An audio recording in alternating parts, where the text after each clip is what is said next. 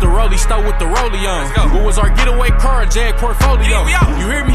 Hey, I heard I had some sneak dissers. Whoever feeling hot, that AR got a heat sensor. Cuz said don't entertain them hungry niggas. I wish I would pay attention to these homeless niggas. With the All-Star game just being a few weeks away, I think it's time that I come up here and talk about the All-Star reserves, because we all know the starters for the All-Star game, and if you don't know, the West is being led by LeBron James and the East is being led by Giannis Antetokounmpo. They will be picking the teams, and the starters are Steph Curry, James Harden, Paul George, obviously LeBron, and Kevin Durant from the Western Conference, and Giannis Antetokounmpo obviously is the captain, Kawhi Leonard, Joel Embiid, Kyrie Irving, and Kemba Walker. Now the reserves is kind of really up in the air for a lot of people, but in my opinion, these are the players that I believe should be the reserves for the All-Star game. And if you have not seen my reactions to the fan voting in the All-Star game, because it was ridiculous, y'all go make sure you go and check that out on my second channel. But now let's talk about the reserves for the All-Star game. Now the first reserve that I have is Russell Westbrook. Russell Westbrook has been playing basketball a little shaky this year. Offensively, he hasn't been very good at all whatsoever. He's very inefficient, not shooting well from three at all. His IQ is really poor. We all can see that, and the turnovers are ridiculous. But the fact that he has been able to cut down his usage rate, and he is playing defense at a really solid level, in my opinion. He has shown a lot more effort on that side of the ball, especially when you consider where he was on the defensive side of the ball when he was trying to win the MVP and not playing it at all. And when you combine that with the fact that the Thunder are a top 3 seed in the Western Conference, you got to show Russell Westbrook some love, and I definitely think he is the part of that success, which is why I think he should be an All-Star. Now the next reserve that I have in the West is Damian Lillard, because Damian Lillard this year, for all the criticism that we give him in the playoffs, this regular season he's having a great year. We got to show him some love, and I understand that in the playoffs he chokes, but this is the All-Star game. This is not an award that we look at the playoffs. This is what we look at what you've done so far in the regular season. And in the 50 games that he's played, he's averaged 26 points, 6 assists, and 5 rebounds on really respectable shooting splits of 45% from the field, 37% from 3, and nearly 91% from the free throw line. So I gotta show Dame some love, even though defensively he's been horrible, and he's always been horrible, but offensively he's been leading this team, and they've been really solid in the Western Conference. Now the playoffs is a different discussion, but as of now, he's definitely an All-Star. Now the next player that I have is Nikola Jokic, because Nikola Jokic, there's an argument that he should be starting, especially when you consider the fact that the Nuggets, they've been killing it. I gotta show him some love, because I was completely wrong about the Nuggets. I even made a video on why people shouldn't overreact to the Nuggets hot start, but they've been proving me wrong, and Nikola Jokic has been the biggest part of that, as this year he has been phenomenal. He's a 20-point scorer, grabbing 10 rebounds and facilitating 8 assists while shooting very efficient, 51% from the field, around 32% from 3, and 85% from the free throw line. Now defensively he's never really been that good, but he's definitely improved enough to where he can play enough minutes and enough games, especially late in those fourth quarters, and I gotta show Nikola Jokic some love. Now the next player that we're going to talk about that should be an All-Star, and if he is not, I'm going to be pissed, that is Tobias Harris, because Tobias Harris this year has been phenomenal, and nobody, and I mean nobody, is showing him love. I mean, if he is not an All-Star, there should be an outcry and there should be a protest or something, because it would be criminal, in my opinion, if Tobias Harris does not become an All-Star this year. I mean, he has improved drastically compared to last season, as averaging 21 points, 8 rebounds, 3 assists, a steal, while shooting 50% from the field, 44% from 3, and 88% from the free throw line. Yes, he is 2% away from the free throw line from a 50-40-90 season. And keep in mind, though the Clippers are a 8th seed in the Western Conference, they are 27-22, which is a winning record, and I still think they have a chance to make the playoffs. And Tobias Harris, at the end of the day, he is leading a team that is currently a playoff team, putting up numbers that are worthy of being in the All-Star game. And in my opinion, if he is not an All-Star, then the All-Star game value, which it's already gone down, it will go down even further, in my opinion. Now the next player that should be an All-Star, in my opinion, obviously I think everyone should universally agree with this, it's got to be Anthony Davis, because Anthony Davis, with all the shit that he's been going through this year with the New Orleans Pelicans, and the fact that the talent around him is very inconsistent and lackluster, though Drew Holiday has been great this year, and Julius Randle has been way better than I expected him to be. Mirotic has been suffering due to injuries, and outside of those three, they really don't have any other consistent support, and losing Rondo in the offseason did not help matters. But despite all of that, Anthony Davis has still been phenomenal all year, as he's averaged 29 points, 13 rebounds, 4 assists, 2 steals, 3 blocks, while shooting 51% from the field, 32% from 3, and 81% from the free throw line. He's playing elite level offense and giving you elite level defense. Arguably the best two-way player in the game of basketball. I mean, 2 steals and 3 blocks is just nothing to scoff at. And when you consider the fact that he doubled his assist while his turnovers still went down, that is a huge deal. And Anthony Davis as a facilitator has gotten much better. He's improved, and it's such a shame that the New Orleans Pelicans really can't put sufficient consistent talent around him, and they've had him for so long, and they only have 2 playoff appearances, and one of them are a first round exit, and both of them are exits to the Golden State Warriors.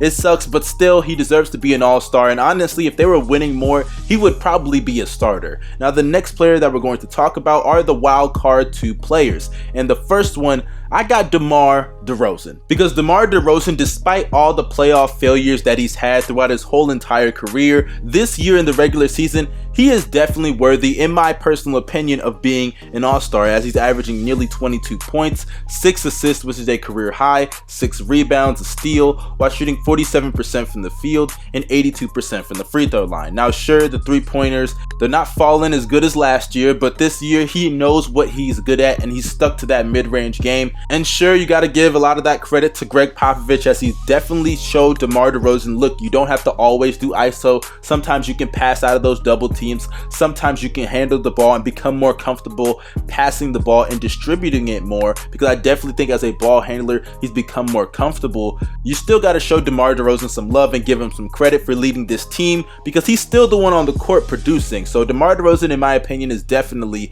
an all-star. Now, the last reserve that I have is Klay Thompson, because I understand Klay's been very streaky this year. It's been really tough for Klay Thompson this season, but he's still putting up all-star numbers. And honestly, let me keep it real with y'all, Clint Capella definitely would have gotten this spot, but I do not think he will be back by the all-star break, and he's injured, so we gotta replace him, okay? And Klay Thompson this year, I think, is a suitable replacement. And though Klay's 3-point shooting has not been what it always has been throughout his whole career, he's still shooting 38% from 3 on nearly 8 attempts a game. So we definitely gotta understand that even though Klay Thompson was in a slump, so to speak, Klay is still balling and still shooting the 3 ball at an elite level, in my opinion. And honestly, when you look at some of the games he's had recently, he's back. Klay Thompson is back to his normal form, because in the last 17 games, he's shooting 45%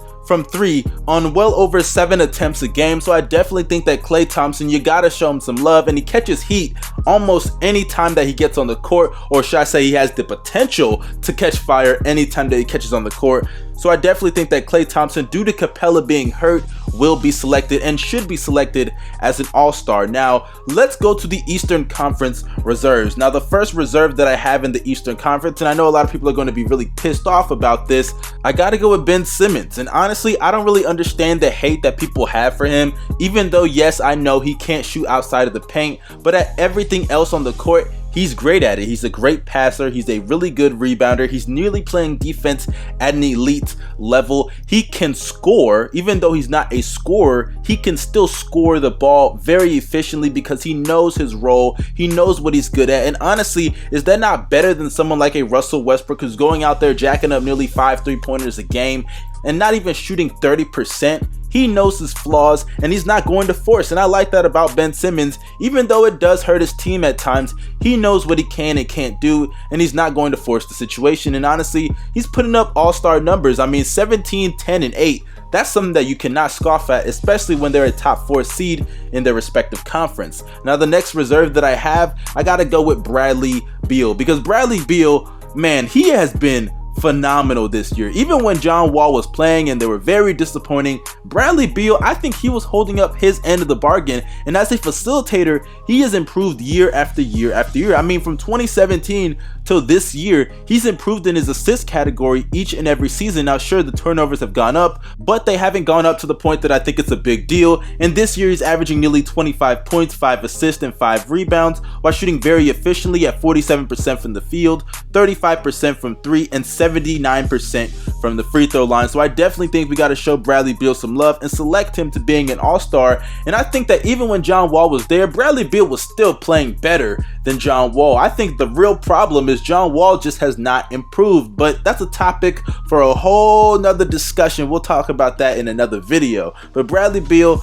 definitely should be an all-star. Now the next reserve that I have, shout out to that man Blake Griffin, because Blake Griffin, man, he has definitely caught me by surprise. And it's not like I didn't think Blake could put up these numbers, but for one, he's healthy, and two, he's become the player that he used to be in 2012. 2012 Blake Griffin is back, and he's added a more consistent three-point shot, because everyone was saying he's a stretch four now, but last year he was literally shooting below league average and attempting nearly 6 a game. I mean, I was saying cut down on some of the three-pointer attempts, because for one, yes, you can stretch the floor, but if you're not that efficient and you don't need to shoot that many threes, be smarter with your shot selection. But this year he's not only become smarter, and even though he is taking more threes, at the end of the day, if you're making them at a more efficient level, who am I to complain? Because man, Blake Griffin this year, he's officially solidified the fact that he is a stretch big, and that is a huge deal for the Detroit Pistons moving forward, even though they're not winning games and they really need to trade for Mike Conley. But you know, that's a topic for another video as well.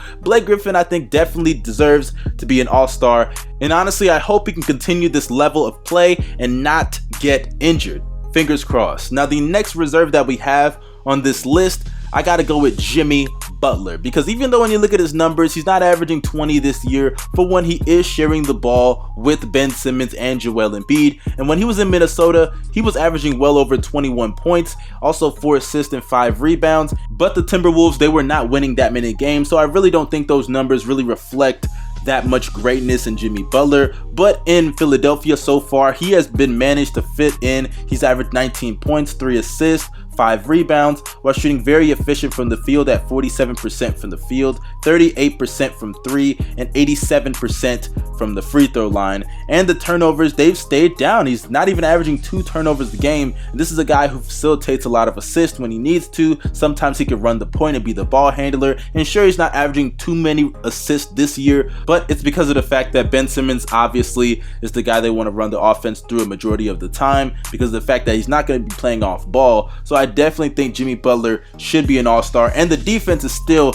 at an elite level. Now the next player that I have as a reserve, I gotta go with my man Nikola Vucevic, because man, people are sleeping on how great Nikola Vucevic is. Now sure, the Magic are not winning that many games. They're 11th in the Eastern Conference. They don't even have a winning record. They're almost 10 games off of a winning record, but Vucevic has been putting up numbers that are great. And like I said, it's the Eastern Conference. Almost all these players and teams, if they're not 500 and if they're not in the top 5 seed, the rest of them have a losing record. Let's just keep it real with you. Kemba Walker is a starter, okay? So let's just keep that a buck there. And when it comes to Nikola Vucevic, I definitely think that he is in that category with Kemba Walker. He's putting up great, phenomenal numbers of 21 points, 12 rebounds, 4 assists, which is a career high, while shooting 52% from the field, 38% from 3, and 77% from the free throw line. So I definitely think that Nikola Vucevic should be an all-star. And sure, like I said before, the Magic are not winning games,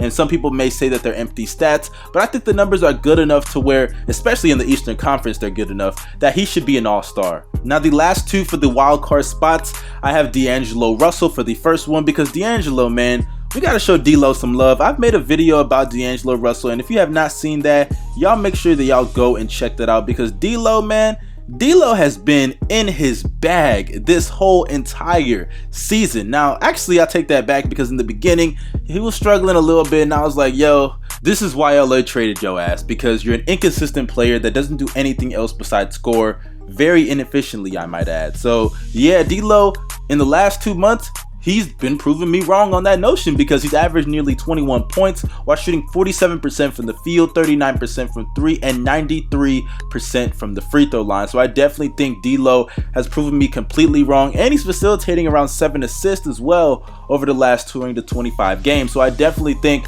that D'Angelo Russell should be an all-star, and if he is not, that's going to be very questionable, especially when you consider the fact that these are not empty stats. The Brooklyn Nets are the 6th seed in the Eastern Conference. They're 27-23, and over the last 20 games, they've been one of the better teams in the entire league. You can just look it up, because I think they've only lost like 4 games in the last 20 or 25 games. So I definitely think that you got to give D'Angelo Russell some of that credit and put him in that all-star game. Now, the last reserve that I have in the East, it could really go either way to anybody. There are a lot of players that could get this slot. For one, you have Jason Tatum, who's putting up really solid numbers of 16 points and 6 rebounds and 2 assists, and he's on the team of the Boston Celtics, and I definitely think he should be a candidate for this spot. You also even have Al Horford, who a lot of people are forgetting could be an all-star. He's still playing defense at a very high level, and he's putting up really respectable numbers in my personal opinion. I mean, 12 points, 6 rebounds, and 4 assists while shooting 50% from the field and shooting around 38% from 3. I definitely think that you got to put him in the discussion for that last reserve spot. And also, you could even look at the 1st seed and pick a second player, the second option on that team, and that is Chris Middleton of 17 points, 6 rebounds, and 4 assists while shooting around 43% from the field and nearly 38% from 3, as well as 85% from the free throw line, and is playing defense at a very solid, respectable level. And also, you could even look at the Indiana Pacers, and even though Victor Oladipo did go down, Sabonis is another candidate that could be an all-star. And I know that sounds crazy to a lot of people, but when you look at his numbers, is it really that much of a stretch, especially when you consider the fact that the Pacers are the 3rd seed? I mean, Sabonis is averaging 15 points, 10 rebounds, 3 assists while shooting 62% from the field, 75% from the free throw line, and he's doing all of this off the bench in under 26 minutes a game. So I definitely think that Sabonis should be a candidate. And also, you could even look at Andre Drummond, because Andre Drummond this year, even though he hasn't been that efficient from the field, because there's so much attention on him because the team cannot shoot to save their lives, he's still averaging 17 points, 15 rebounds, which is leading the league, 2 steals, 2 blocks, and while also grabbing 5 offensive rebounds a game. So I definitely think Drummond is in the conversation for that last slot in the reserves for the Eastern Conference. But the guy that I think will get it, I got to give it to D-Wade, because it is D-Wade's last year, and I can definitely see them throwing him a bone, because at the end of the day, D-Wade is a legend. Say what you want about his career. He is a guy that is one of the 3 best shooting guards of all time, 3rd to only Michael Jordan and Kobe Bryant, who are top 10 players of all time. He's also one of the top 20 to 25 players to ever play the game of basketball in the NBA, and I definitely think that they will show him some love, which is well deserved. It will be a nice send-off for D-Wade, and I think he deserves it, because not only is he my favorite player of all time, but he's one of the greats to play the game of basketball, even though he isn't Kobe, because a lot of people are going to say he ain't Kobe, he don't deserve it. Look, D-Wade is still a phenomenal player, and he changed the game of basketball. I mean, we're going to get a foul call rule because of this guy. That little pump fake shit that he does, you think they're not going to make a rule because of that? It's going to be the D-Wade rule. So I definitely think we got to honor D-Wade this year and show him some love, okay? Yeah, that's my reserves list, and if you guys do not agree with any of the players that I picked, y'all let me know in the comment section down below. Also, subscribe to the channel if you're new. Subscribe to the 2nd channel. Follow me on Twitter. The links are down below. All that down below. All the social medias. Y'all have a great day. I'm out. Peace.